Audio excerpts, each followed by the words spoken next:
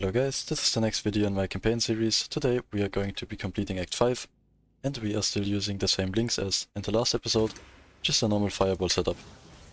Also, if you have not changed over to it yet, I am right now using Anger as my aura and not the two heralds anymore.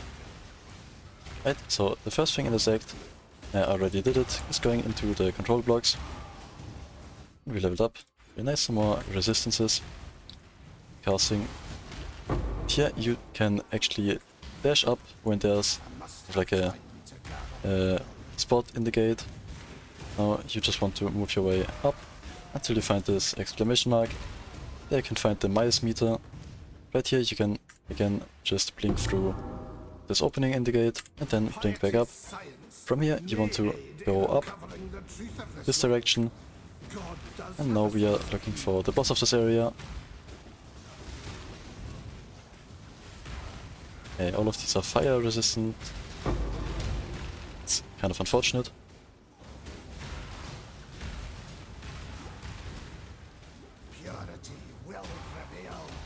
Now here you should be able to jump up again.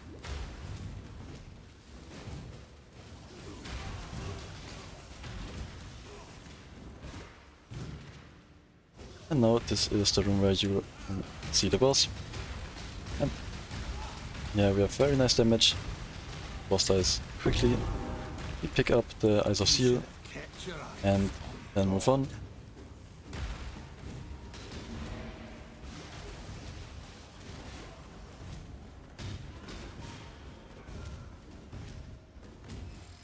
And we are in the Oriath Square. This area is almost the same, I think, and you can just move your way up. Just go straight until you see a door a little bit on the right. So we'll have to go right at some point, but for now just move up straight.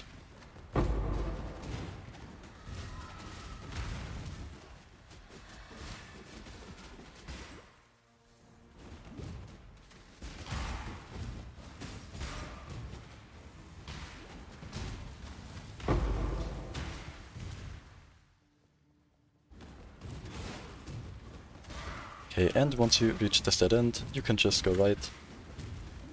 And there's the Torched Courts, I believe. Okay, Templar Courts.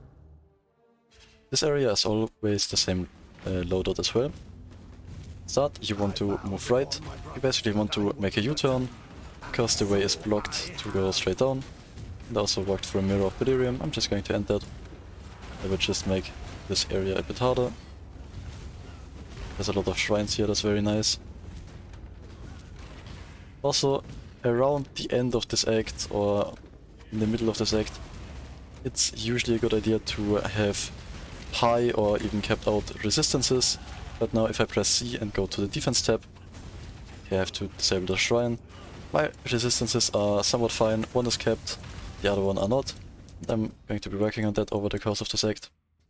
I'll just make my way properly over to some mana nodes, because later on, for this character I will be going for an Archmage setup, and for that we obviously need some mana.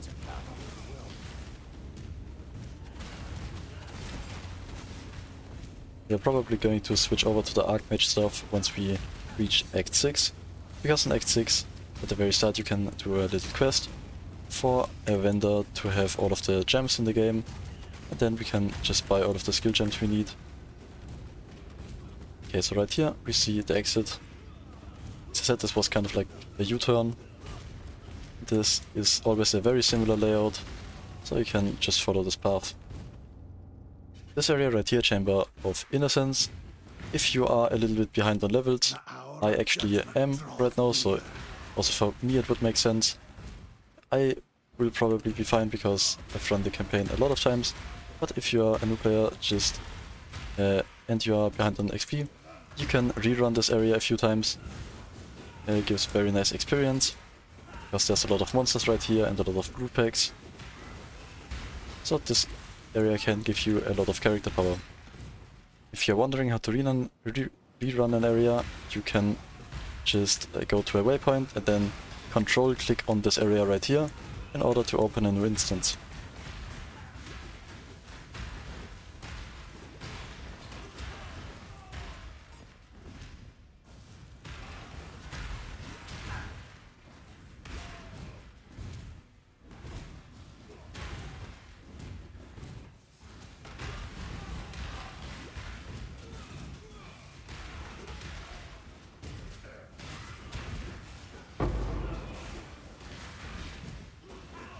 And there we see the entrance to the boss fight. This next boss fight is a bit of a longer one. The boss fight has two phases, or two main phases, and then several sub-phases where he turns invulnerable. So this is one of the longer boss fights, probably the longest in the campaign. And so it will.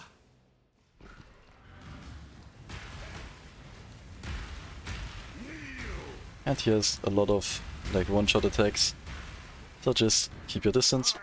Once he reaches half health, he's going to turn invincible, go to the middle right here, and then spawn these ads around him.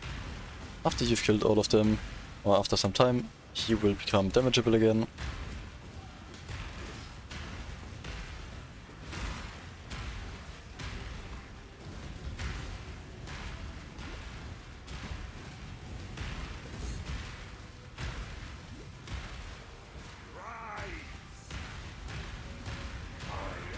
Right, now phase 2 starts, and in phase 2 he will have this half-life phase he had just right there for 2 more times. Now it's every third of his HP.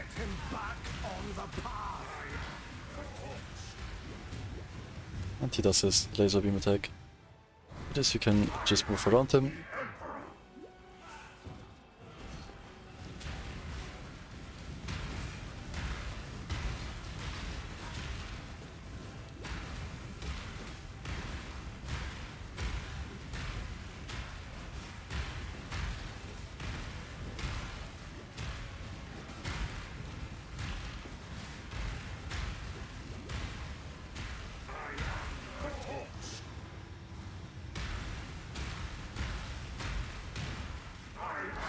But you really shouldn't have much of an issue with this boss, because the damage of this build is just very nice.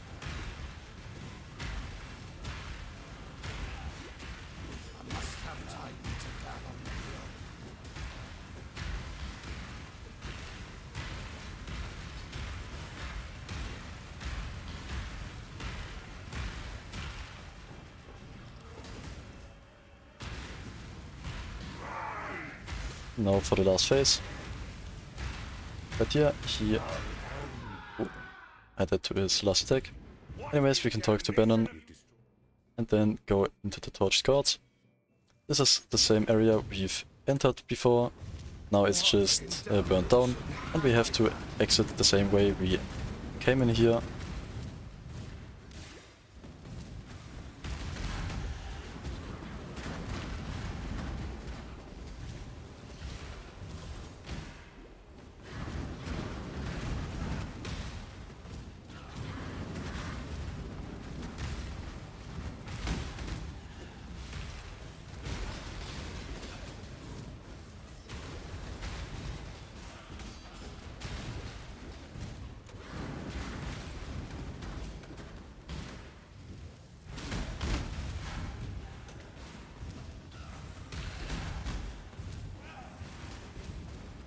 And there's the exit again.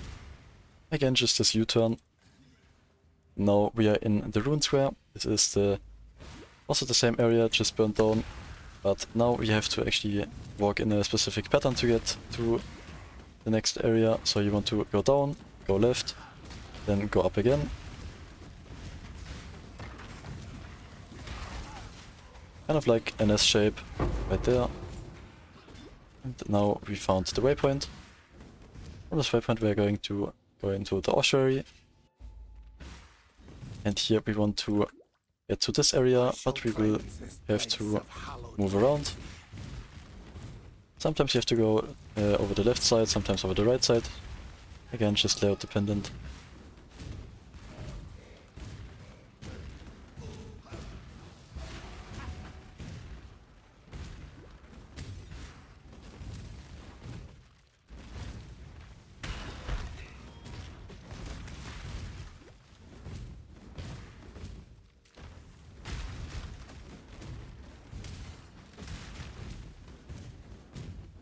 Now we want to pick up this Sign of Purity, then grab the crafting recipe, and after that we can just go back to town, log out, log back in. I'm going to talk to the NPCs, some quest rewards, this is very nice, some more resistances, Once Kitava, remember. Some toodles. Lani, good luck out there. Right. Yes. And now we got some more mana. Also, I've reached level 38, so now I can use Unleash support. I'm going to change that for the Arcane Surge. So now it's Firestorm, Unleash, Combustion and Cruelty. This is a very nice ring actually. Probably going to switch it out for this one. And now we go back to the Ruined Square. Okay, I need to get some more cold resistance, but the other two are fine. Also at the end of this act we will fight Kitava, who is the end boss of the campaign. This is the first time we fight him, and he will bless us with negative 30 resistances at the end of the act. So that's why you really want to look out for your resistances, so they don't turn negative.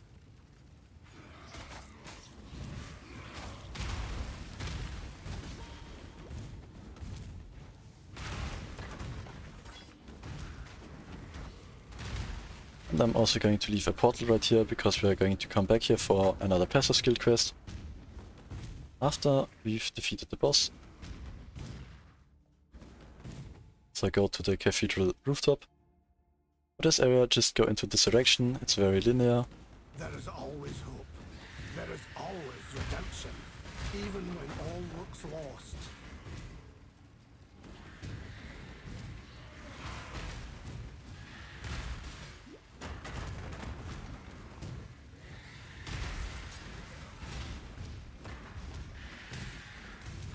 Sometimes this main path gets blocked. You just have to go through this side path. Right here.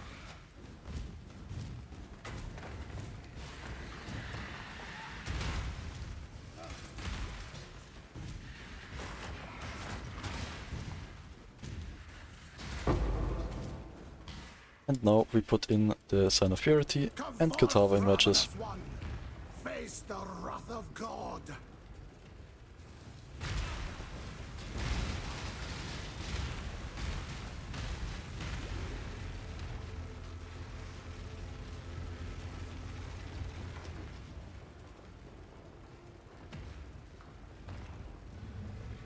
For his fight, at this point he doesn't really have a whole lot of mechanics. Most of them are very telegraphed, so there's this attack where some circles move towards you and then a big explosion in the middle where you stand. They can just blink out. There's this ground slam where he sends out a shockwave. They can also just move away. Now he's going to like pull out his heart. We can attack it.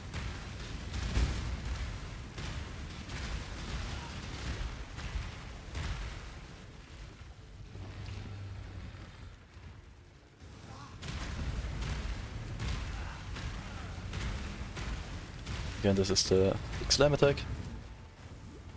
I'll just move left to right and his attacks should miss you.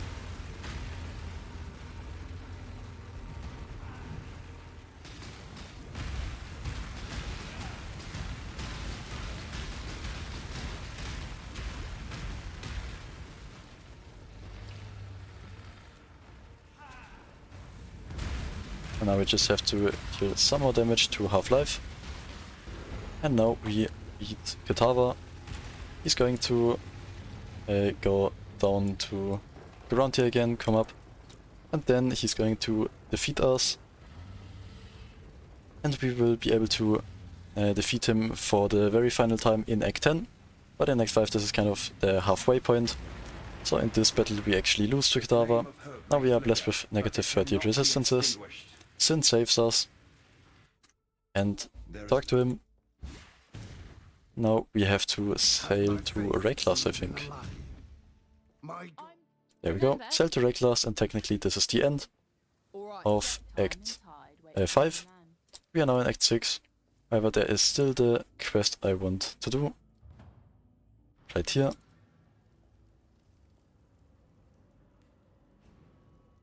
Now we go back to the Ruined Square. You can also use the waypoint, then you would just have to walk a little bit if you forgot to put down the portal. And now there's the Reliquary right here.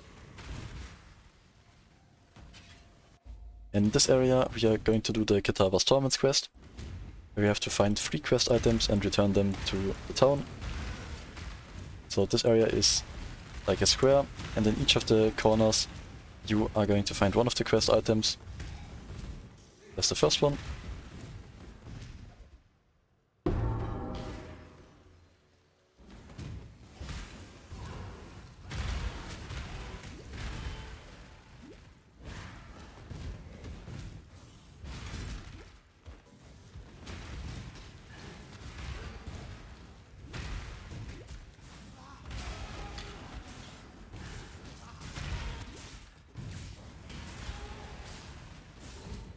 And number 2. And the last one will be in the top right corner.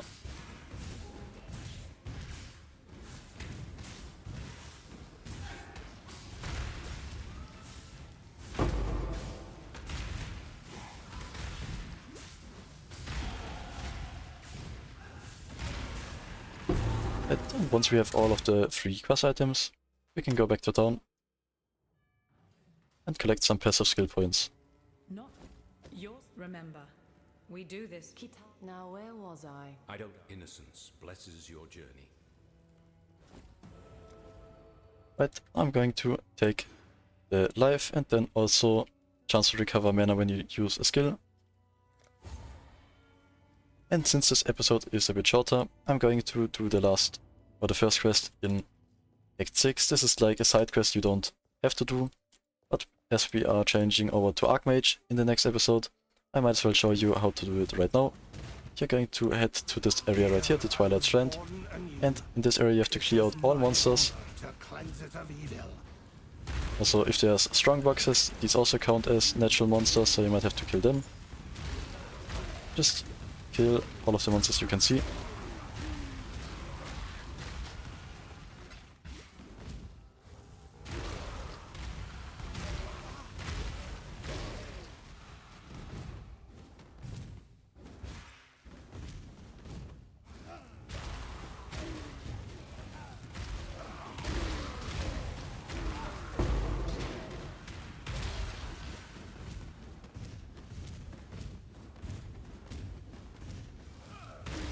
I think the essence counts too, so I'm going to activate that.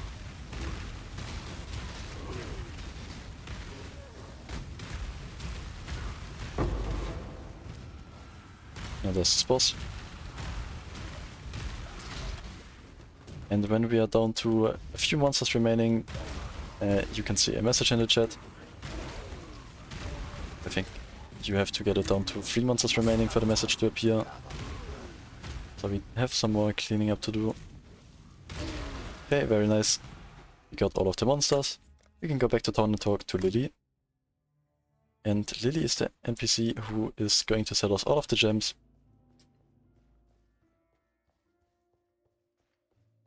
Right there. Also she gives us 2 passive respec points, which is nice, but not necessary.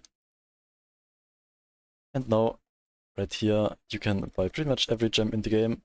I'm going to get the Archmage support there, and for now we can actually pick Inspiration. So these 2, I'm going to socket them in for Cruelty and Combustion. And then the main thing how we are going to get our flat damage is going to be Arcane Cloak. Right there. And I'm going to link it to Automation. I misspelled it, Automation. And probably Moderation. There we go. With some Arcane Surge. So Automation, Arcane Cloak, Arcane Surge and Moderation. This should now give us a lot of flat damage, and this will scale with our mana. So the more mana we have, the more damage we will do. The one thing we have to change now is Anger, because Anger reserves 50% of our mana, and we want to have as much mana as possible for our Arcane Cloak. Because if you read this, this gives us 75 of, or the main thing is here, buff grants added lightning damage equal to 10% of mana spent, and this spends 45% of our current mana, so we want to have as much unreserved mana as possible. What I'm going to do is Eternal Blessing support. Okay, I think it's this one. And I'm going to link that to our Anger aura. Right there. And now I'll just show you really quick how that would look like. The truth of this world comes into focus. So I'm going to go into a combat area, and I will activate automation. So this will every few seconds activate the arcane clock and give us spell damage and also some damage reduction. And then I'm going to activate this anger aura. And now it doesn't reserve any of our mana because we have linked it to this eternal blessing support. Okay, so this is the end of this episode. In the next episode I will be continuing with Act 6. And I hope you've enjoyed this. If you've enjoyed it and learned something, please leave a like and subscribe. If you have any questions, leave them in the comments below. I will be happy to answer them. Then thank you for watching and goodbye.